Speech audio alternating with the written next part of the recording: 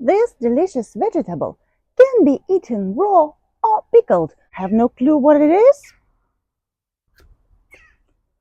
Just watch the next video. Hello, my name is Tanya. I am a professional gardener from Finland, and the reality of being a garden professional and a YouTuber appeared to be tough. Recently, I hardly have time for making videos, even though I've got plenty of interesting topics to cover. But here I am, trying to pick up where I left.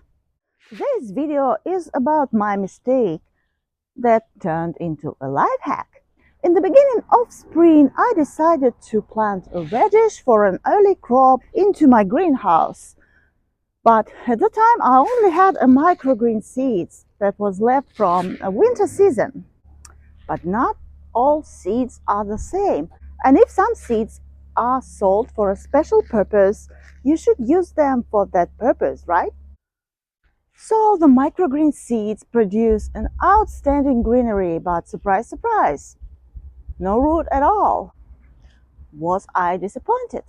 No way. If you didn't know, you can eat radish leaves as well. They are packed with vitamins such as A, C, K. Also, they are high in fiber. They are delicious greens that you can use in salads, and their texture and the taste is pretty similar to lettuce with a slight tanginess of radish. But if we talk about a normal radish, the leaves quickly become stiff and the texture isn't pleasant for your tongue. Would you eat those? I doubt. But that isn't the case if you use microgreen seeds. The leaves are larger and they are smooth, and as I said, the texture is pretty much like lettuce. But you know, that is not all. If you let radish to flower, it produces pods. Good news is the pods are eatable as well. Radish pods, also known as mogri, contain even more healthy stuff. Besides vitamins and minerals I already mentioned when I was talking about leaves, it also contains folic acid, copper, and magnesium. Radish pods help to regulate blood sugar and possess anti-inflammatory properties. And radish pods also taste almost identical to radish root. Yep.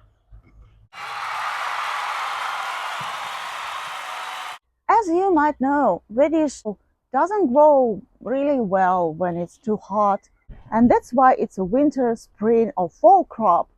And usually nobody grows radish in the middle of the summer. But pods grow better when it's hot. Also, if you have a wireworm problem, the pods can be a good solution. But unfortunately, I have the wireworm problem. And usually when the wireworm take a bite of a radish fruit, it immediately becomes stiff and extremely bitter. So growing radish pods became a really good solution for me. If you cannot grow roots because of a wireworm problem, you can still grow leaves and pods. And the pods have a very, very similar taste to a root. So you won't miss the taste of radish in your salads. Same taste and more benefits. So what do you think? Have I made a mistake?